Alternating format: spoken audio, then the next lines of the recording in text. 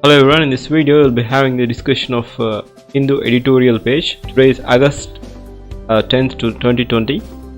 There are some articles to be focused. The first article is regarding the new direction for India-U.S. ties, and second article is on nuclear issue, how bringing a nuclear risk back into popular imagination regarding the merit and also comparison between the past and the present scenario of the attacks or the risks from the nuclear, the threat. The next article is on air crash which happened in Kozhikode. What are the safety measures which were deficit? And the final article is on environment, the balancing priority and development. This is a cartoon of the day which is clearly showing that they are working on vaccine, but they are more focused on celebrities analysis. This is my page and also YouTube channel. You can also follow me on Insta, same channel, Wifi Study Koro, and also like the page on Facebook so that you will not miss any further updates. The first article is regarding the new direction for India-US ties. The fresh paradigm should be on how to structure a common understanding. China needs to be factored in. The United States, under the leadership of President Franklin D. Roosevelt, that is in 1940, pressed Britain's Prime Minister Winston Churchill to free India and co-opt India as formerly ally in World War II.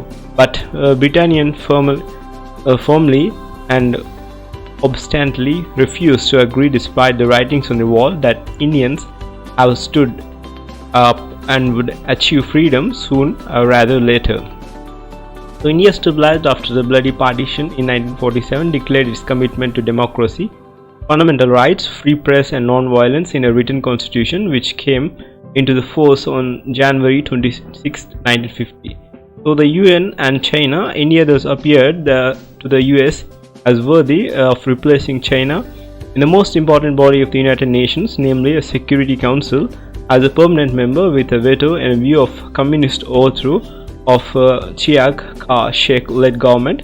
According to the recent study by Dr. Anato Harder, not at the cost of the China, new evidence regarding US proposal to Nehru for joining the United Nations Security Council, working on the paper which says that the author states that the US offer for India to join the UN Security Council as conveyed by India's ambassador to US. So in late August 1950, Mr. Pandit wrote to her brother from Washington DC that one matter in the State Department should be known to you. This is the unseating of the China and as a permanent member in the Security Council, and the India being put in her place. So Nehru's response to his sisters within the week was unequivocal in a letter that mentioned that department is trying to unseat China as a permanent member in the Security Council to put India in her place. So far as we are concerned, we are not going to countenance it. That would be a bad from every point of view. It would be clear affront to China, and it would mean some kind of break between us and China. So we shall also go pressing for the Chinese admission into UN and the Security Council. India, because of many factors, is certainly entitled to the permanent seat of Security Council, but we are not going to the cost of China. So Nehru not only declined the US offer to India to become a UNSC permanent member with veto, but instead campaigned for China to take up that seat. So the US, however, resisted to campaign till 1972, when in turnaround the US supported Communist People's Republic of China and entered a strategic partnership in 1970 onwards with the reform-minded new leadership of Deng Xiaoping. Subsequently, the China did to Nehru for this generosity at India's expense is history from which we must learn. No use is served by crying about the China's betrayal or perfidy. The shift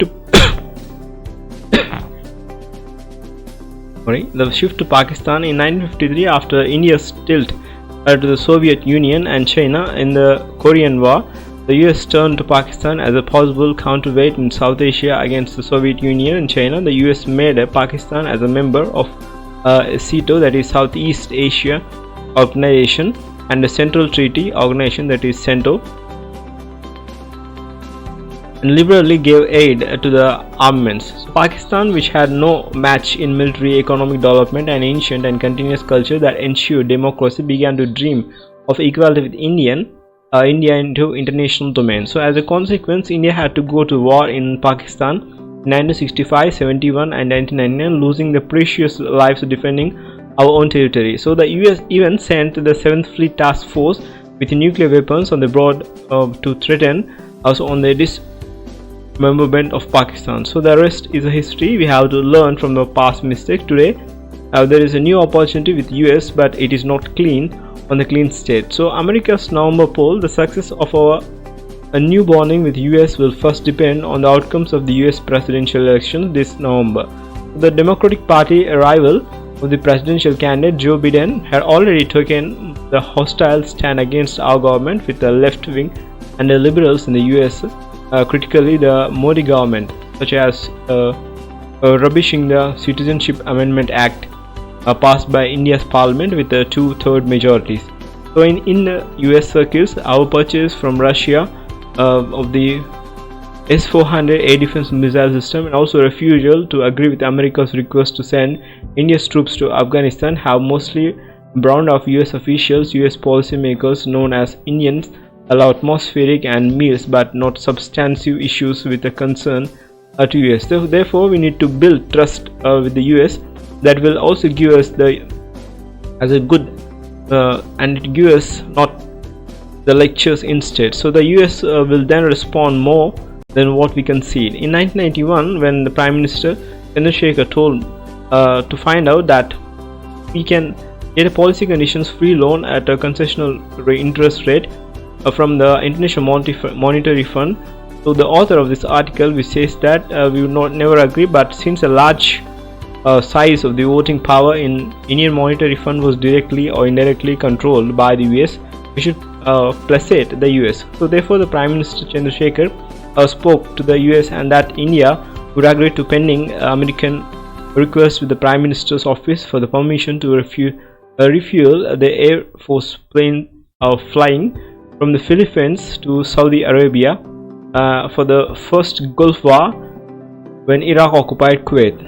So in a synchrony today, thus the new or fresh paradigm should be on how to structure India-US understanding, and which is the sync with common India-US perspective. For this structuring, we must first realize that India-US relations require give and take on both sides. So what India needs to do today is dealing with the Ladakh confrontation on the other side of the line of actual control by China.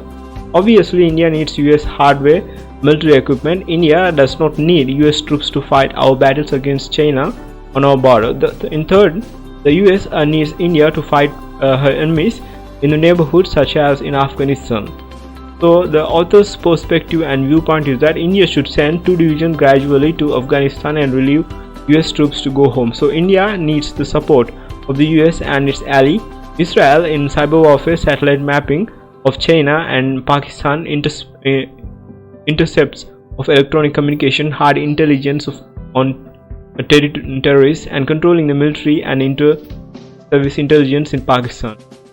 So India needs the US to completely develop the Andaman Nicobar and also Lakshadweep Islands as a naval and air force base, which the US can share along with its allies and such Indonesia and Japan. So India must be firm in 2 areas which are not amenable give and take. So one is that economic relation must be based on macroeconomy, commercial principles,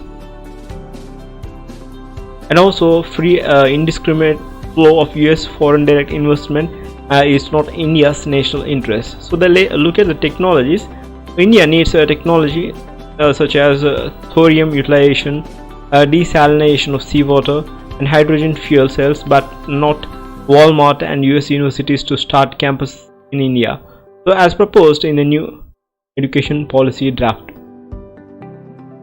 The US must allow India's export of the agriculture products including BOS indicates milk, which are highly competitive price in the world. So FDI should be allowed into India selectively from abroad, including from the US, based the economic theory of comparative advantages and not on the subsidies of the great. So 10th, tariffs of both India and US should be lowered, and the Indian rupee should gradually revaluated to 35 rupees to a dollar. Later, with the economy picking up, the rupee rate shall go beyond the $10. So the firm constraint is that India should not provide the US with troops to enter Tibet or involved in Hong Kong and Taiwan issues, because there is always a possibility of leadership change in China, as what happened when Deng Xiaoping replaced Mao Zedong nominees in 1980s. So thus the Chinese policy changed very favorably towards India.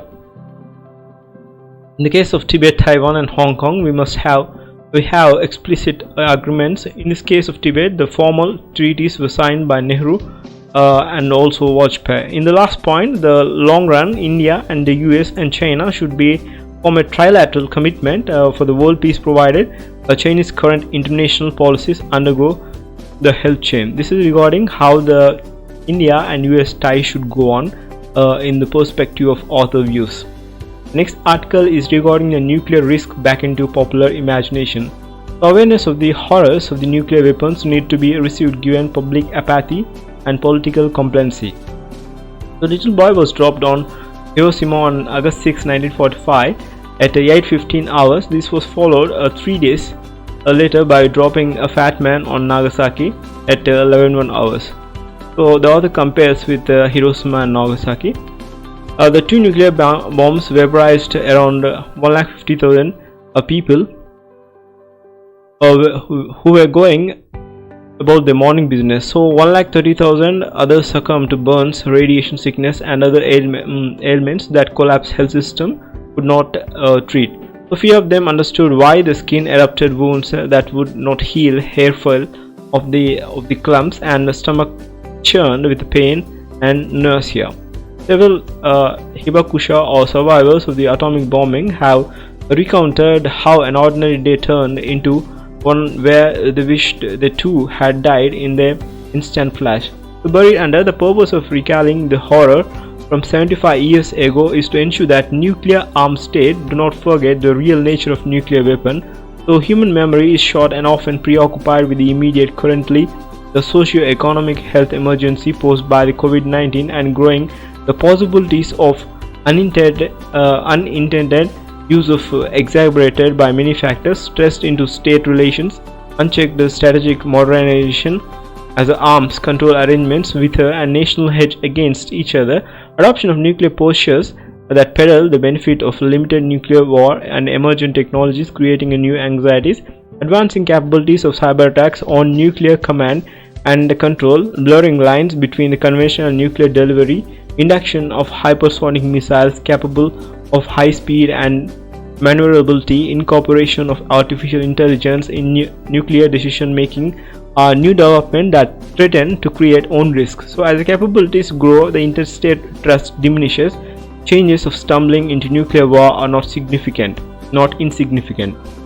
The Cold War and after, however, these risks are not a part of our collective popular imagination today.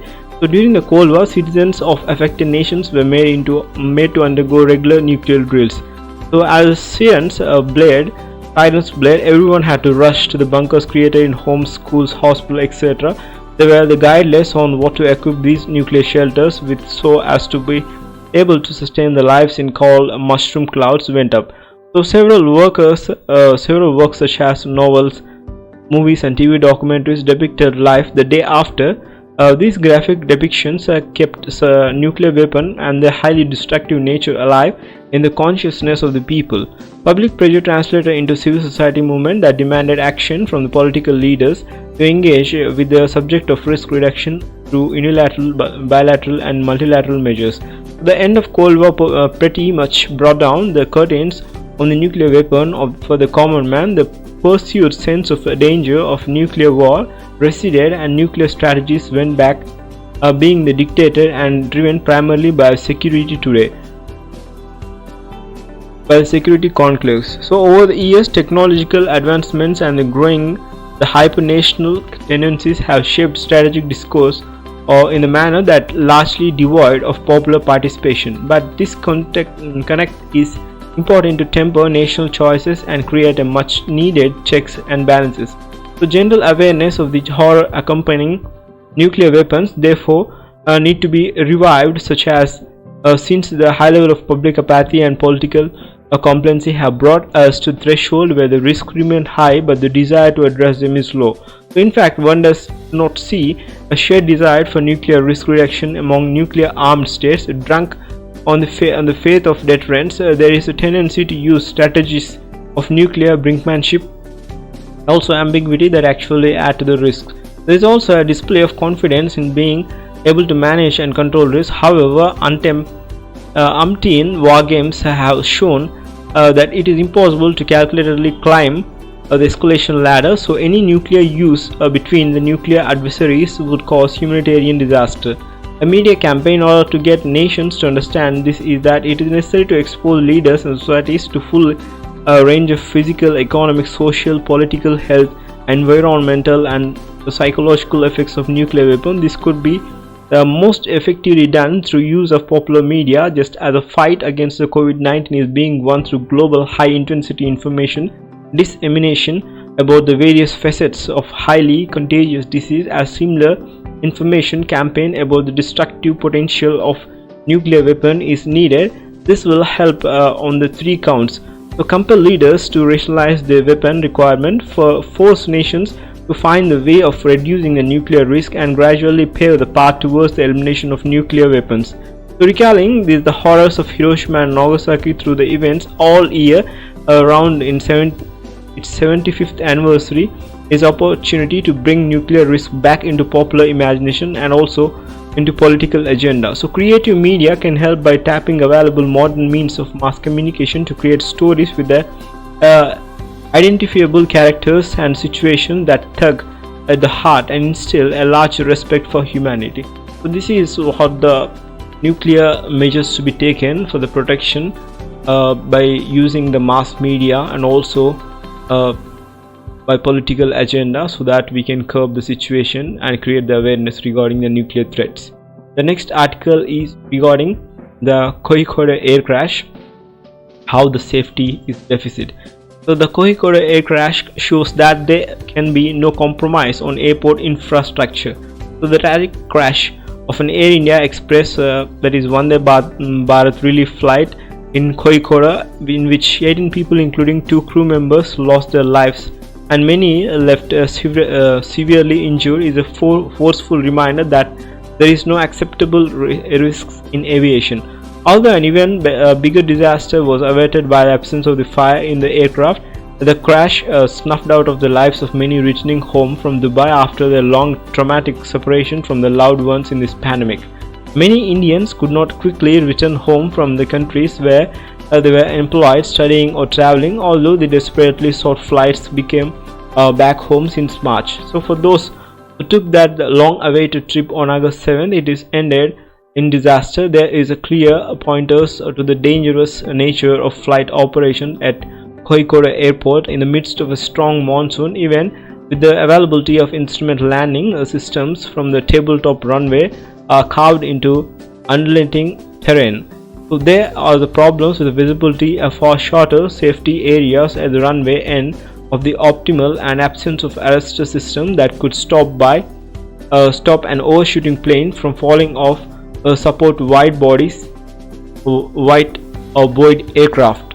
So strengthens the view that the corners may have been cut off safety. So the instance of Air India Express plane is suffering a tail strike in the same airport last year should have led to the full assessment, following up the recommendations made by the 2010 crash in Mangaluru. Since then, the visible cause of the Friday's crash was an overshoot, and runway continues to pose a threat. So bad meteorological conditions such as rain and wind, and runway surface problems such as stagnation of water or rubber deposit that contribute to the skidding endanger passengers and crew. So every air safety incident diminishes India's reputation The Kozhikode crash should lead to the fresh review of all risky airports. Transparent remedial actions must be taken immediately. So this is regarding the Kozhikode airport crash and how the safety measures should be taken at all the air safety incidents and risk airports. The final article is regarding the balancing priority and development and environment. So development goals must be pursued without breaching environment regulations. The forecast of good and normal monsoons are also often beguiling and belie on the omnibus. Here the annual floods that upend from Brahmaputra Valley has been flooded by intense spell along the Konkan coast and Mumbai and now Kerala, which until the end of the last month recorded a slight deficit. So the landslip in Idukku that has so far claimed around 43 lives, rendered several homeless, or follows from continuing spell of heavy rains in Kerala. Most districts have received 3 to 4 times more rain than what is normal. So last year too, neighboring Vayan saw multiple hamlets wiped out, and the year before the devastating floods. So states forced a debate on the need of new models and developments. Landslips and landslides in the Western Ghats have the history following around 2018 floods.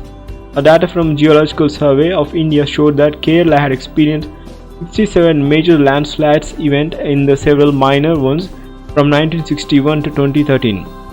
As a part of National Landslide Susceptibility Mapping Program, that is NLSM program, the agency mapped several states and Western Ghats, northeastern states, Jammu Kashmir and Uttarakhand to assess how vulnerable the districts were. So nearly 13,000 square kilometers were mapped until 2018 and 6,000 were to be covered in 2019 to 2020 in Kerala, according to the program website. So nearly 13 of the state's 14 districts were prone to the landslide, and what made Kerala particularly vulnerable was high population density, over 800 per square kilometer, compared to other states that also faced high landslide risk. So objective of NLSM maps is to help states and district authorities incorporate the risk and landslides in zoning laws. So however, just as the case of earthquake zonation map, or for that matter any exercise to scientifically ascertain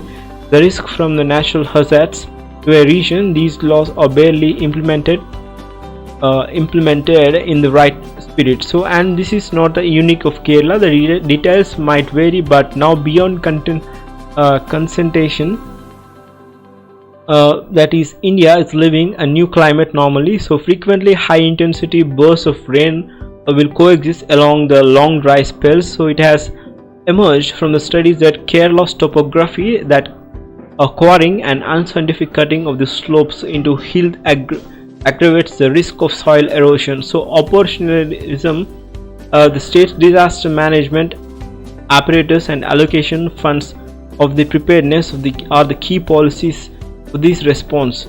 So a lack of compliance with such principles is often a key reason why natural hazards end up in causing a significant number of avoidable casualties. There is a cost of pursuing development goals without paying attention to environmental constraints.